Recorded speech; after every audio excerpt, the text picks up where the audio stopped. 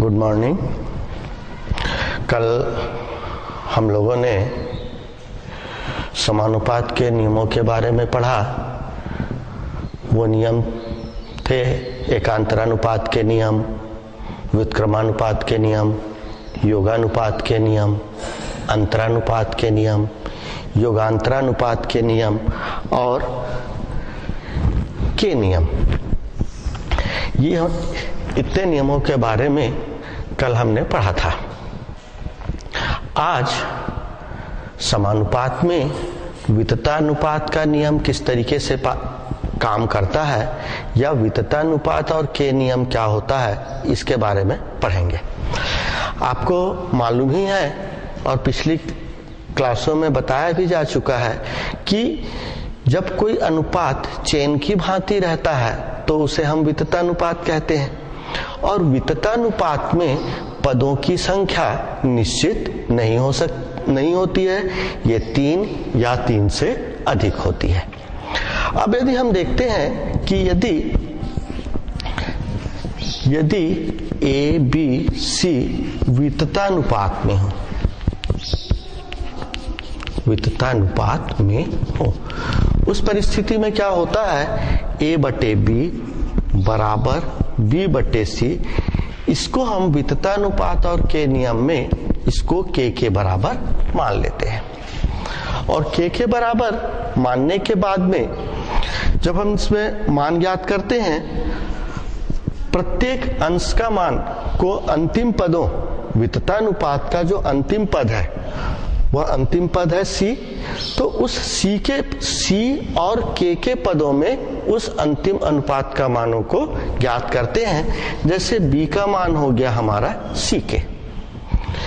इस विततानुपात में जो सी है वो अंतिम पद है, तो बी का मान अंतिम पद और के पदों में यह हमारा सी के निकल गया।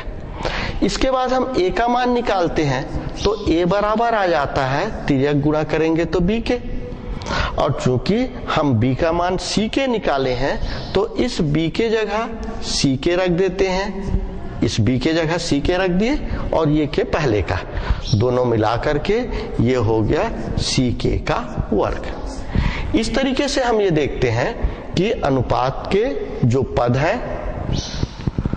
जो पूर्व पद है बी और ए, इसका मान अंतिम पद जो है सी, उसके पदों में हम निकालते हैं। बी का मान सी के निकल गया और ए का मान भी सी के का वर्ग निकल गया, उस परिस्थिति में जब पदों की संख्या 3 है। दूसरी स्थिति में यदि हमारे पास पदों की संख्या 4 हो जाती है, यदि ए बी सी डी विततानुपात में हो, तो उस परिस्थिति में भी ए बटे बी बराबर बी बटे सी बराबर सी बटे डी बराबर के, इसको हम मान लेते हैं। और यहां पर ए का मान, बी का मान और सी का मान, डी अंतिम पद डी है, डी और के पदों में ज्ञात करते हैं। तो इसका मान ज्ञात करने के लिए हम सबसे पहले अपने से दाहिने ओर के साइड से मानों को निकालते हुए चलते हैं। हम सबसे पहले सी बराबर क्या निकाल लेंगे, सी का गुणा करेंगे तो ये आ जाएगा डी के। सी का मान डी के पदों में आ गया, अंतिम पद और के। अब इसका मान निकालने के बाद हम बी का मान निकालते हैं, और बी बराबर आता है, तिर्यक गुणा करेंगे तो बी का गुणा सी, बी बराबर आ जाएगा सी के। अब इस सी का मान हम डी के निकाले हैं, तो सी के जगह क्या रख देंगे, डी के। ये सी के जगह हम डी के रख दिए और के पहले से ये हो गया डी के का वर्ग। ये भी हमारा अंतिम पदों के इसमें आ गया। ए का मान निकालते हैं हम, ए का मान निकालेंगे तो ये आ जाता है बी के, ये बी के। हमने अभी बी का मान निकाला है डी के का वर्ग, तो उस बी के जगह में हम डी के का वर्ग और पहले का के, ये डी के का घात 3। तो आपने इस तरीके से देखा कि जो सी, बी और ए का मान हमने निकाला है वो सभी डी और के पदों में है। जो अंडरलाइन से दर्शित है। सी का मान डी के, बी का मान डी के का वर्ग और ए का मान डी के का घात 3। यही हमारा विततानुपात और के का नियम कहलाता है। हमारे जो भी प्रश्न दिए हुए हों उन प्रश्नों में ए, बी और सी का मान डी के पदों में यदि 4 पद दिए हो तो, और यदि 3 पद दिए हो तो ए, बी का मान सी के पदों में रखते जाते हैं और रखने से समान पद कट जाते हैं, हमारे शेष के पदों में प्राप्त होते हैं। दूसरी स्थिति में हम लेफ्ट हैंड साइड से भी वही प्रक्रिया करते हैं, राइट हैंड साइड से भी वही प्रक्रिया करते हैं। हम देखते हैं कि एक स्थिति में लेफ्ट हैंड साइड जो है वो राइट हैंड साइड के बराबर आता है। इसके बाद हम इस विततानुपात और के नियम से संबंधित प्रश्नों को हल करेंगे।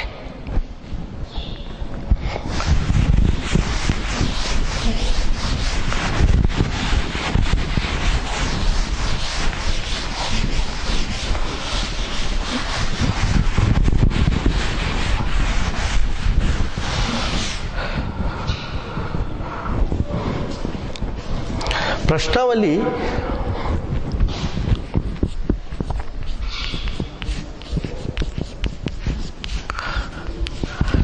2.4 में इससे संबंधित प्रश्न है।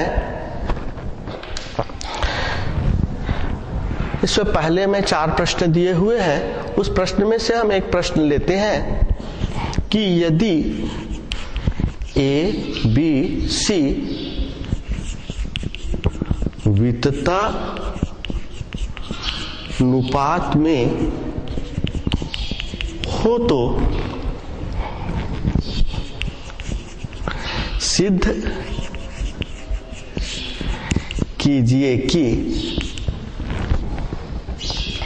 a plus B plus C पूरे का वर्ग बटे a का वर्ग धन b का वर्ग धन c का वर्ग बराबर a प्लस बी प्लस सी बटे a ऋण b प्लस सी। अब ये हमको सिद्ध करना है। हल में देखते हैं, दिया हुआ है हमारा ए, बी, सी वितता अनुपात में है, अतः ए बटे बी बराबर बी बटे सी। इसको हमने किसके बराबर मान लिया? के बराबर इसको हमने मान लिया। तो b बराबर c के और a बराबर b के, यहां पर b का मान रख दिए c के इंटू के, तो यह आ गया c के का वर्ग। यह b का मान c के पदों में आ गया c के, और a का मान भी c के पदों में आ गया c के का वर्ग। इसके बाद हम लेफ्ट हैंड साइड लेकर के चलते हैं। लेफ्ट हैंड साइड दिया है a plus B plus C पूरे का वर्ग बटे a square plus B square plus C square. हमने a का मान और b का मान c के पदों में यहां पर निकाला है, वही मान को इस पास रख देते हैं। जब हम इसके मान को रखते हैं, a का मान हमने निकाला है c के का वर्ग, b का मान निकाला है c के, और यह c का मान, यह हो गया पूरे का वर्ग बटे a का मान है हमारा c के का वर्ग, b का मान है c के तो उसका वर्ग, और ये c का वर्ग। यहां पर हम लिख सकते हैं a व b का मान c व k के पदों में रखने पर, a व b का मान c व k के पदों में रखने पर। अब इस मान को हमने रख दिया। मान रखने के बाद क्या देखते हैं, देखो इस पूरे का ये वर्ग है तो और c सभी में कॉमन है, तो जब हम c को बाहर निकालेंगे और ऊपर में वर्ग का चिन्ह लगा हुआ है, इस कारण यह c का वर्ग हो जाएगा, c का वर्ग, और अंदर बच जाएगा k का वर्ग धन k धन 1 पूरे का वर्ग। यहां भी इस छोटे कोष्टक को हम खोलेंगे तो यहां भी c का वर्ग मिलेगा, यहां भी c का वर्ग मिलेगा और यहां भी c का वर्ग है। पहले स्थिति में k की घात 4 है, तो c का वर्ग बाहर निकाल दिए तो k की घात 4 धन k का वर्ग धन 1। अब ये दोनों c का वर्ग और c का वर्ग कैंसिल हो गए। यहां पर बचा हमारा k का वर्ग धन k धन 1। चूंकि इसका वर्ग है, इसका मतलब होता है k का वर्ग धन k धन 1 का उसी से 2 बार गुणा। वर्ग का मतलब वही होता है किसी भी संख्या का वर्ग, जैसे हम 2 का वर्ग करते हैं, 2 का वर्ग का मतलब क्या होता है 2 गुणित 2। वैसे ही k का वर्ग धन k धन 1 का वर्ग का मतलब होता है उसी पद से एक बार और गुणा। तो ये 2 बार आ गए बटे, अब ये k का घात 4 धन k का वर्ग और धन 1, जब हम इसको स्प्लिट करते हैं या गुणनखंडों में तोड़ते हैं तो ये हमारा आ जाता है k का वर्ग धन k धन 1 और k का वर्ग ऋण k धन 1। एक बार धन चिन्ह के साथ और दूसरी बार ऋण चिन्ह के साथ। अब दोनों समान वाले आपस में कैंसिल हो गए, हमारे पास बच गए k का वर्ग धन k धन 1 बटे k का वर्ग ऋण k धन 1, और यही हमारा समीकरण नंबर 1 हो गया। यहां पर हमने लेफ्ट हैंड साइड को पकड़ करके जो लेफ्ट हैंड साइड में प्रश्न में दिया है उसका मान को k के पदों में ज्ञात किया। ठीक है, नेक्स्ट अब इसका हम दूसरा पार्ट लेंगे, और दूसरा पार्ट लेने के लिए आप लोगों ने इसको लिख लिया होगा। चलिए अब इसका हम दूसरा पार्ट लेते हैं।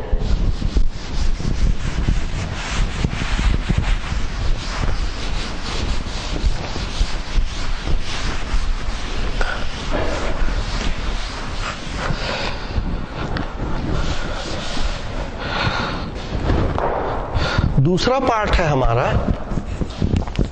राइट हैंड साइड में a प्लस बी प्लस सी बटे a माइनस बी प्लस सी।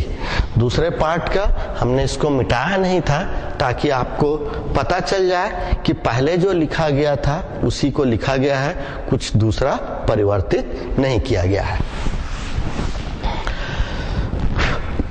अब इसके बाद देखिए इसमें भी हम a और b का मान को c के पदों में रखते हैं।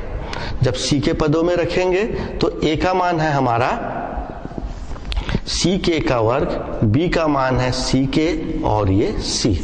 दूसरा a का मान c k का वर्ग ऋण c k धन c। यहाँ पर लिख सकते हैं हम a व b का मान c व k के पदों में रखने पर, और a व c का मान c व k के पदों में क्या आता है ये सबसे पहले हमने निकाला है, जिसको कि आप लोगों ने अपने कॉपी में लिख चुका है।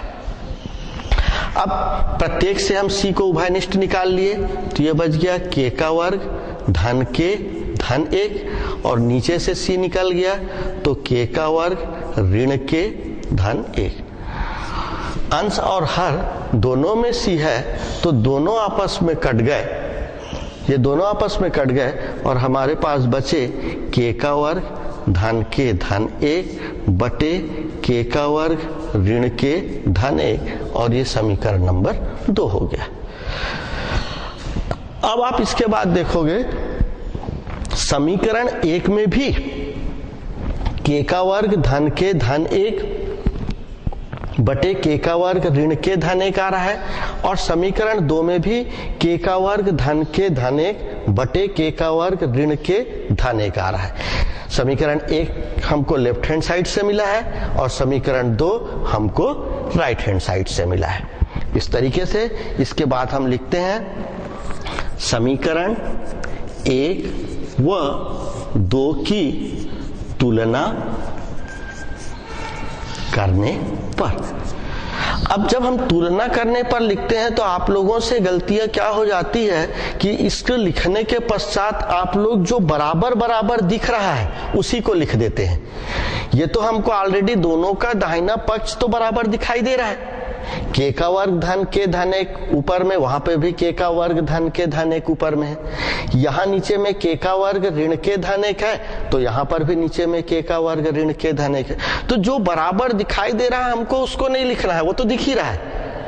वो दोनों किसके बराबर है? ये किसके बराबर है? लेफ्ट हैंड साइड के बराबर। और ये किसके बराबर है? राइट हैंड साइड के बराबर। तो जब हम इन दोनों की तुलना करेंगे समीकरण 1 व समीकरण 2 की तुलना करने पर तो लिखेंगे लेफ्ट हैंड साइड बराबर राइट हैंड साइड। ये तो ऑलरेडी बराबर दिख ही रहा है तो इसको लिखने की आवश्यकता नहीं है। और जब लेफ्ट हैंड साइड बराबर राइट हैंड साइड लिख लिए तो इसके पश्चात हम फिर से लिख लेते हैं अतः। अब इस लेफ्ट हैंड साइड का मान क्या है? यहां मैं बीच में लिख देता हूं, इसको नीचे में हो सकता है आप लोगों को अच्छा सा दिखाई न दे। यहां पर लिख देते हैं लेफ्ट हैंड साइड का मान है a धन b धन c बटे a का वर्ग धन b का वर्ग धन c का वर्ग और ये पूरे का वर्ग है। और इधर राइट हैंड साइड में है a धन b धन c बटे a ऋण b धन c। और यही हमको प्रूफ करना था। ध्यान रखना लेफ्ट हैंड साइड बराबर राइट हैंड साइड लिखने के बाद जो प्रूफ करने का है प्रश्न में उसको अवश्य लिखना। और हमने जैसे ब्लैक बोर्ड के बीच में इसको लिखा है, इसको आप अपने कॉपी के बीच में नहीं लिखेंगे, उसको आप अपने कॉपी के अंतिम में लिखेंगे। कई बार ये होता है कि नकल मारने के चक्कर में आप लोग जैसा सर लिखे हैं वैसा ही लिख देते हैं। हम यहाँ पर ब्लैक बोर्ड में जगह नहीं होने के कारण, नीचे जगह नहीं होने के कारण बीच में लिखे, तो आपको इस तरीके से नहीं लिखना है, इस चीज का ध्यान रखेंगे। चलिए इस प्रश्न को लिख लीजिए, इसके बाद फिर आगे देखते हैं।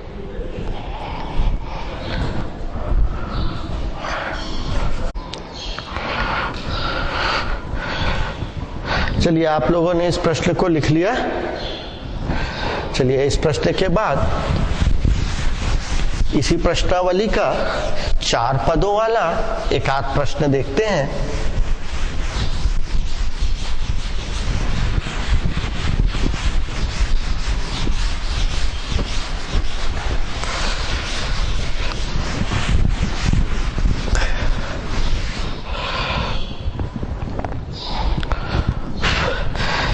अभी जो प्रश्न हम देखे थे उसमें 3 पद थे, ए, बी और सी। अब 4 पद वाले प्रश्न देखते हैं। दूसरे में का एक आध प्रश्न ले लेते हैं कि यदि ए, बी, सी, डी वितता अनुपात में हो तो बी प्लस सी और b प्लस डी बराबर c प्लस a और c प्लस डी। ठीक है, इसका हल लेते हैं। अब हल में देखिए a, b, c, d वितता अनुपात में है। अतः वितता अनुपात में होते हैं तो a बटे b बराबर b बटे c बराबर c बटे d। इसको हम किसके बराबर मान लेते हैं? k के बराबर मान लेते हैं। और k के बराबर मानने के बाद c बराबर d के, c जो है वो d के पदों में आ गया। फिर इस b का मान निकालेंगे, b बराबर c के, और चूंकि c का मान हमने d के निकाला है तो इस c के जगह में d के लिख दिया और k पहले का, इस तरीके से b का मान आ गया d के का वर्ग। तीसरे स्थिति में a का मान निकालेंगे, a आता है हमारा b के बराबर, और अभी हमने इस b का मान निकाला है d के का वर्ग, तो b के जगह डी के का वर्ग और के पहले का, तो ये हो गया डी के का घात 3।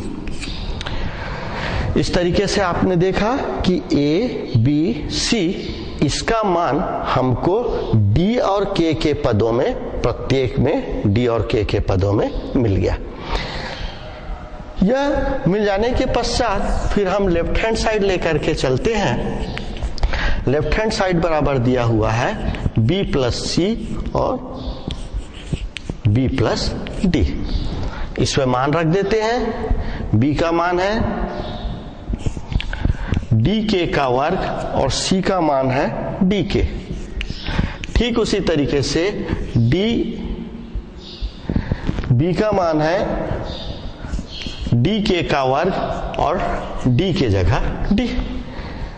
आप चाहो तो यहां पर लिख सकते हो a b c का मान d व के पदों में, आप चाहो तो और इस पूरे को समीकरण 1 भी दे सकते हो।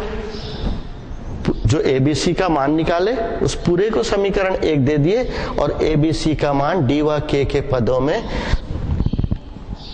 समीकरण 1 से रखने पर। यह जरूरी नहीं है कि आप जो भी लिखो यहाँ पर वो पुस्तकीय भाषा हो, आप अपने भाषा का भी उपयोग कर सकते हो। अंतर इतना है कि आप जो लिखे हो वो सामने वाले से आशय जो आपका कॉपी चेक कर रहा हो परीक्षा में, उसको समझ में आना चाहिए कि आपने क्या लिखा है। इसके बाद यहां से हम d और k दोनों को उभयनिष्ठ निकाल लिए, तो यहां बच गया k और इधर आ गया 1। ये d के कॉमन निकल गया, इधर से 1 k बच गया। इधर से हम d को कॉमन निकाल लिए तो यहां बच गया k का वर्ग धन 1।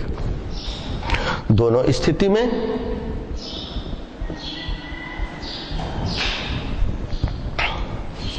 यह d और यह d का वर्ग k प्लस 1, k प्लस 1 और k स्क्वायर प्लस 1, यह हमको प्राप्त हो गया। लेफ्ट हैंड साइड में b प्लस सी और b प्लस डी का मान रखे, यहां b और c का मान रख दिए और यहां b और d का मान d ही रहेगा। कॉमन निकालने के पश्चात d का वर्ग k plus 1 k square plus 1 बचा। समीकरण 1 हम नाम दे चुके हैं, इसको समीकरण नंबर 2 दे दिए। फिर से राइट हैंड साइड लिए। राइट हैंड साइड बराबर दिया हुआ है हमारा c प्लस a और c plus d। c plus a और c प्लस d के पश्चात c का मान रखते हैं हम। c का मान दिया हुआ है डी के और a का मान दिया हुआ है डी के का घात 3। ठीक उसी तरीके से c का मान डी के और d का मान d। आप साइड में लिख सकते हो a b c का मान d व के पदों में समीकरण 1 से रखने पर। मान रखने के बाद फिर हम उभयनिष्ठ निकालते हैं, तो यहां से d के उभयनिष्ठ निकल जाएगा, तो ये 1 बच गया और यहां बच गया k का वर्ग। ये d के बाहर निकल गया थे, d के निकल गया तो यहां पर k का वर्ग बच गया। दूसरे स्थिति में यहां से हम d बाहर निकाल लिए, यहां k और 1। पुनः इसको व्यवस्थित कर लिए, d और d का गुणा किए तो d का वर्ग ये k, इसको पहले लिख लेते हैं k प्लस 1 और इधर लिख लिए k स्क्वायर प्लस 1। 1 प्लस के स्क्वायर बोले या k स्क्वायर प्लस 1 बोले, दोनों का मतलब एक ही है। जोड़ जो है वो हमेशा क्रम विनिमय नियम का पालन करती है और वह क्रम विनिमय नियम को आप लोगों ने 6th 7th क्लास में अच्छे से पढ़ा है। और यह हो गया समीकरण नंबर 3। अब हम समीकरण 2 और समीकरण 3 में देखते हैं। देखो डी स्क्वायर के धन 1 और k का वर्ग धन 1, और समीकरण 3 डी स्क्वायर के धन 1 और k का वर्ग धन 1, दोनों समान दिख रहे हैं। और जब दोनों समान दिखे तो फिर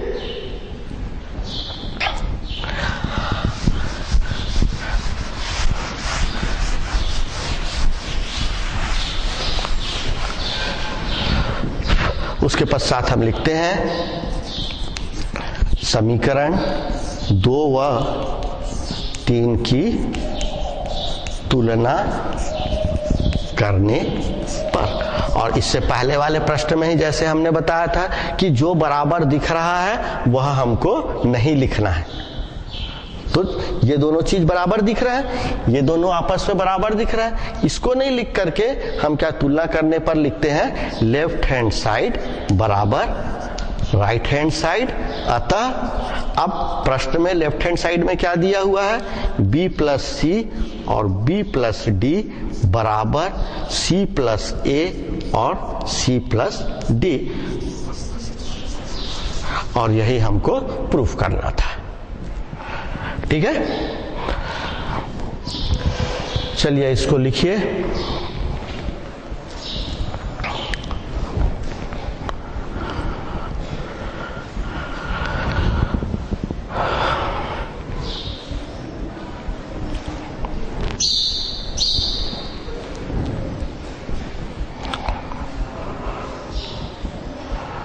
हो गया, थोड़ा जल्दी कलम चलाइए।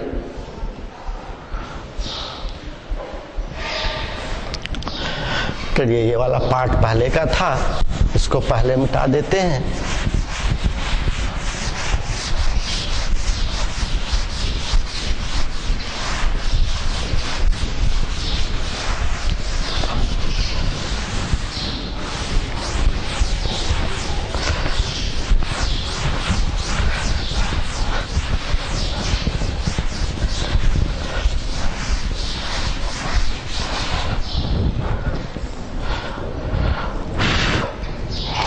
इस तरीके से हमारे यही 2 तरीके के प्रश्न इस प्रश्नावली में दिए गए हैं।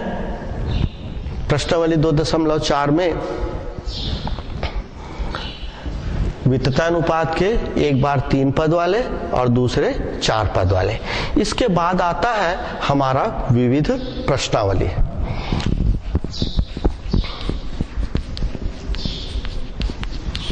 और विविध प्रश्नावली नाम से ही स्पष्ट है कि इसमें अभी तक आपने जो पढ़ा है उन सभी का मिक्स प्रश्न है। इस विविध प्रश्नावली में से भी एक आध 2 सवाल देख लेते हैं। प्रश्नावली 2.3 से मिलता जुलता हुआ एक प्रश्नावली 2.2 से मिलता जुलता हुआ एक प्रश्न है आपका। यदि x का क्यूब धन 3x बटे 3x स्क्वायर धन 1 बराबर 341 बटे 91 हो तो x का मान ज्ञात कीजिए। पिछले प्रश्नावली को बताते समय इस टाइप के प्रश्न हमने आपको नहीं बताया था, तो इसलिए अभी कुछ अलग प्रश्न को पकड़ रहे हैं, जिससे आपको पिछले प्रश्नावली का यदि इस टाइप के सवाल आपके छूट गए होंगे तो आपको बनाने में उसको तकलीफ नहीं आएगी। चलिए इस टाइप के सवालों को हम कैसा हल करते हैं। ये हल दिया हुआ है x स्क्वायर धन 3x बटे 3x स्क्वायर धन 1 बराबर 341 बटे 91। ये हमारा दिया हुआ है। आप लोगों ने अनुपात के नियम पढ़े हैं, उन अनुपातों के नियम का हम उपयोग करते हैं और एक्स क्यूब है, एक्स क्यूब धन 3x धन 3x स्क्वायर धन 1 पूरा का बटे एक्स क्यूब धन 3x ऋण 3x स्क्वायर धन 1 बराबर 341 धन 91 और 341 ऋण 91। हमने इसको लिखा। क्या आप बता सकते हो कि इसमें कौन से नियम का उपयोग किया गया है? यह इस लाइन में कौन से नियम का उपयोग किया गया है? चलिए हम ही बता देते हैं। इस लाइन में योगांतरानुपात के नियम का उपयोग किया गया है। एक बार देखिए योग हो रहा है अंश में हर का, और दूसरी बार अंश से हर घट रहा है। यहाँ पे भी अंश में हर का योग हो रहा है और अंश से हर घट रहा है। हम यहाँ बगल में लिख लेते हैं योगांतरानुपात के नियम से। अब योगांतरानुपात के नियम से इसको जोड़ देते हैं तो हो जाता है एक्स क्यूब, पहले इसको लिख लिए हम 3x स्क्वायर धन 3x धन 1, और इधर नीचे लिख लिए एक्स क्यूब ऋण 3x स्क्वायर धन 3x ऋण 1। इस ब्रैकेट को खोले, x के घातों के घटते क्रम में लिखे तो ये एक्स क्यूब फिर एक्स स्क्वायर फिर x फिर 1, ये एक्स क्यूब ऋण 3x स्क्वायर धन 3x धन 1, और इधर एक में से एक गया शून्य,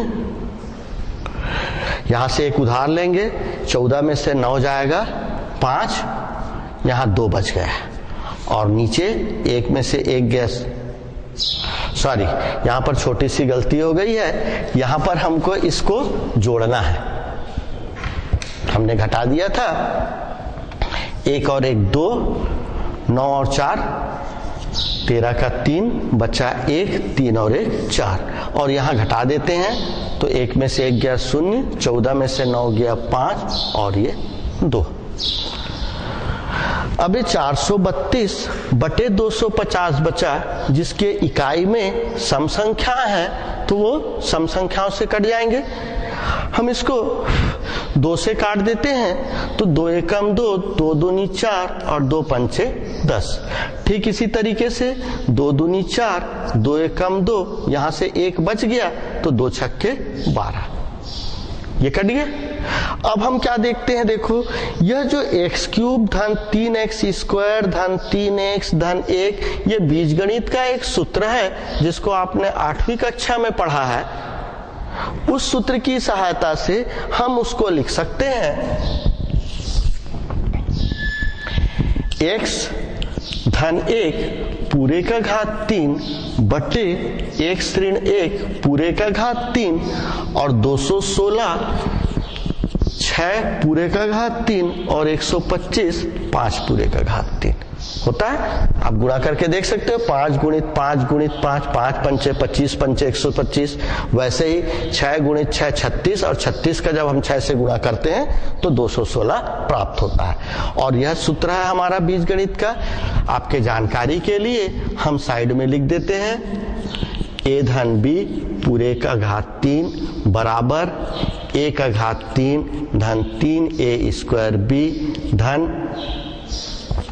3ab स्क्वायर धन 1, और ठीक उसी तरीके से a ऋण b पूरे का घात 3, ये होता है हमारा a का घात 3 ऋण 3a स्क्वायर b धन 3ab स्क्वायर ऋण 1। इस प्रश्न में a के जगह x है और b के जगह 1 है। तो यह सूत्र आपने 8वीं कक्षा में पढ़ा है। अब यहां पर देखो, यह जो पद मिल रहा है सभी में घात 3 है, सभी में घात 3 है, तो हम यहां पर लिख लेते हैं पदों का घनमूल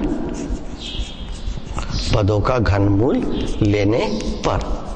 जैसे वर्गमूल लेते हैं ठीक उसी तरीके से घनमूल होता है। तो जब घनमूल लेंगे तो दोनों ओर का ले रहे हैं, दोनों ओर का लेंगे तो इसके मानों में कोई अंतर नहीं आएगा और ये हमको मिल जाएगा x धन 1 बटे x ऋण 1 और ये 6 बटे 5। फिर से हम यहाँ पर योगांतरानुपात के नियम का उपयोग करते हैं। x धन 1 धन x ऋण 1 बटे x धन 1 ऋण x ऋण 1 और इधर हो जाएगा 6 धन 5 और 6 ऋण 5। आप लिख लो बगल में योगांतरा अनुपात के नियम से। इस योगांतरानुपात के नियम से करने के बाद में x धन 1 धन x ऋण 1 कोष्टक को खोल लिए, x धन 1 ऋण x, ये ऋण और ऋण धन हो जाएगा, 6 और 5 11, 6 में से 5 गया 1। अब यहां पर देखो ये धन 1 और ऋण 1 आपस में कैंसिल हो जाएंगे और ऋण x और धन x आपस में कैंसिल हो जाएंगे और ये दोनों कैंसिल होने के पश्चात ऊपर में हमारा क्या बच गया 2x, नीचे में बच गया 1 और 1 2, दूसरी ओर 11 बटे 1। इस 2 में से ये 2 कट गए, क्या बच गया हमारे पास में, इधर लिख लेते हैं।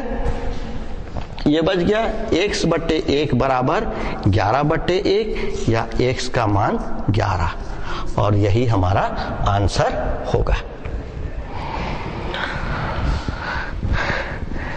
इस तरीके से देखते हैं कि विविध प्रश्नावली के जो सवाल हैं वह सभी प्रश्न पिछला जो पढ़ाया जा चुका है उसी के आधार पर ही बनते हैं। कल हम आप लोगों को इन्हीं चारों प्रश्नावली के उन प्रश्नों को बताएंगे जो आपके द्वारा पूछे गए हैं या आपको कठिन लगते हैं या घर जाने के पश्चात वो आपसे नहीं बनते हैं। तो तब तक के लिए आप लोग इस प्रश्नावली का मेहनत कीजिए, अच्छे से बनाइए और फिर कल देखते हैं। तब तक टाटा बाय बाय।